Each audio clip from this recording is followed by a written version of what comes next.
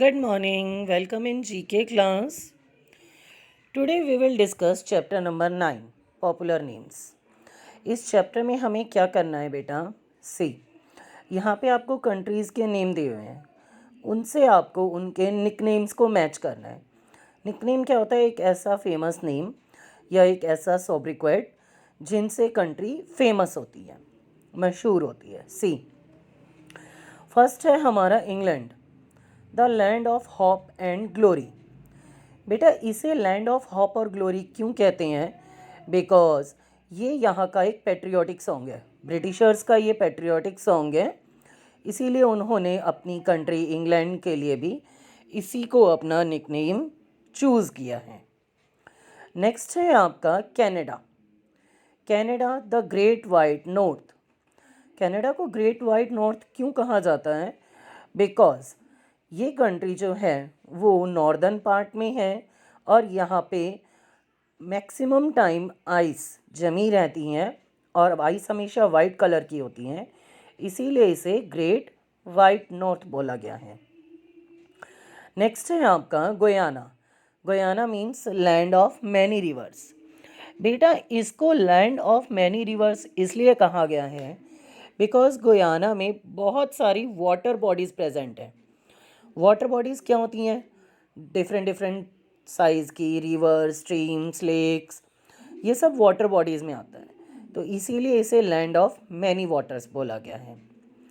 Fourth Albania, land of the eagles.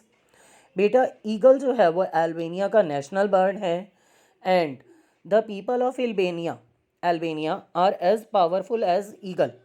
वो लोग जो हैं वो ईगल की तरह पावरफुल हैं, इसीलिए उसे लैंड ऑफ ईगल्स बोला जाता है. Next is Slovenia.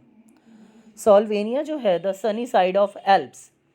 उसे सोल्वेनिया को सनी साइड ऑफ एल्प्स इसलिए बोला जाता है बिकॉज ऑफ देयर ब्यूटी. उनकी जो साइनिक ब्यूटी है उसके लिए उसे सनी साइड ऑफ एल्प्स बोला जाता है. नेक्स्ट है हमारा Japan, the land of rising sun. बेटा जापान को land of the rising sun इसलिए बोला जाता है बिकॉज वो बहुत ही क्लोज होता है, बहुत ही नियर बाई होता है सनराइज़ की. जहाँ पे सनराइज़ होता है वहाँ के लिए वो बहुत ही ज़्यादा क्लोज होता है. नेक्स्ट सेवन्थ है हमारा Venezuela. Venezuela land of grace. Grace means beauty. वहाँ की लैंड के बहुत ही ब्यूटीफुल है जिसके लिए उन्हें लैंड ऑफ ग्रेस कहा जाता है. ये अपनी ब्यूटी के लिए फेमस है. नेक्स्ट है आपका इज़राइल. इज़राइल क्या है? The Holi land. बेटा इज़राइल जो है वो जीसस क्राइस्ट से रिलेटेड है और वहाँ पे जीसस क्राइस्ट की बहुत मान्यता है, इसीलिए उसे लैंड ऑफ होली लैंड भी कहा जाता है. Now next is New Zealand, the land of long white cloud. New Zealand जो है वहाँ पे भी ग्लेशियर्स की बहुत बड़ी बड़ी लेयर्स देखने को मिलती हैं, इसीलिए वो दूर से देखने पे ऐसे लगते हैं जैसे वो बड़े बड़े लॉन्ग वाइट कलर के क्लाउड्स हैं, तो उन्हें लॉन्ग वाइट क्लाउड कहा जाता है. Next is your Mongolia. Mongolia जो है वो है आपका लैंड ऑफ ब्लू स्काई. यहाँ का जो लैंड है, मंगोलिया की जो लैंड है उसका स्काई ऑलवेज ब्लू रहता है. मीन्स वहाँ पे हमेशा स्काई ब्लू कलर में रहता है. यूजुअली स्काई का कलर चेंज नहीं होता है बिकॉज वहाँ रेन नहीं होती, क्लाउड्स फॉर्मेशन नहीं होती, इसलिए. Now next is Egypt. Egypt क्या है बेटा? The gift of Nile.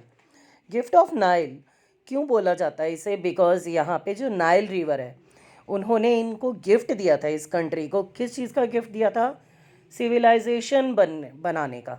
Means यहाँ पे सिविलाइजेशन बनी थी, सभ्यता बनी थी, तो यहाँ की जो सभ्यता है वो इस नाइल रिवर का गिफ्ट है इजिप्ट के लिए, इसीलिए इसे गिफ्ट ऑफ नाइल कहा जाता है. तभी इस कंट्री की सिविलाइजेशन बनी, सभ्यता बनी और ये कंट्री फॉर्म्ड हुई, बननी स्टार्ट हुई. लास्ट है आपका साउथ अफ्रीका. साउथ अफ्रीका का है बेटा रेनबो नेशन.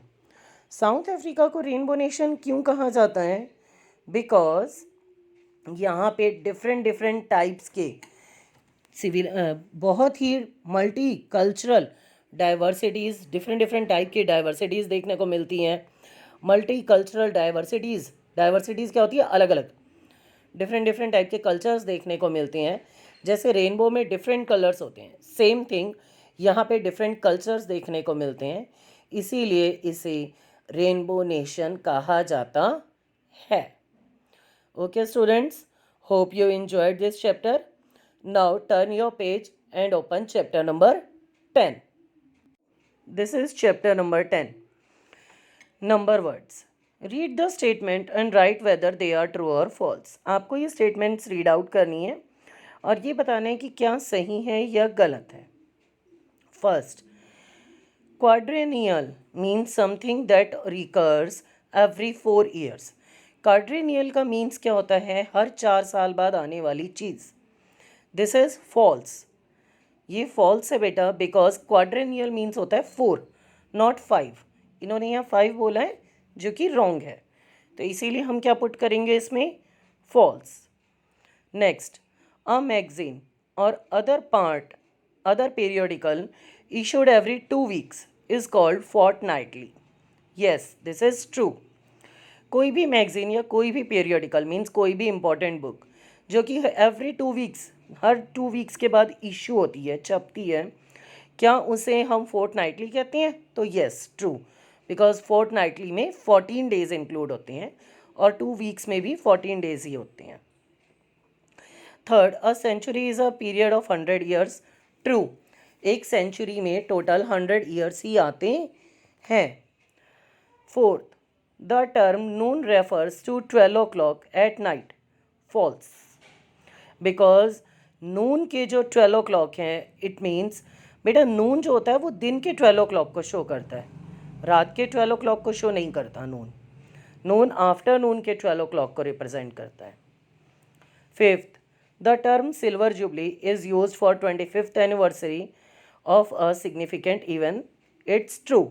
यस, जब भी किसी इवेंट या किसी का बर्थडे या किसी की मैरिज एनिवर्सरी, कोई भी चीज़ हो, किसी ऑर्गेनाइजेशन को बने हुए सपोज 25 ईयर्स हो चुके हैं, किसी भी चीज़ को कंप्लीट हुए हुए 25 ईयर्स हो जाते हैं, तो हम उसे सिल्वर जुबली ही कहते हैं. A millennium is a period of million years.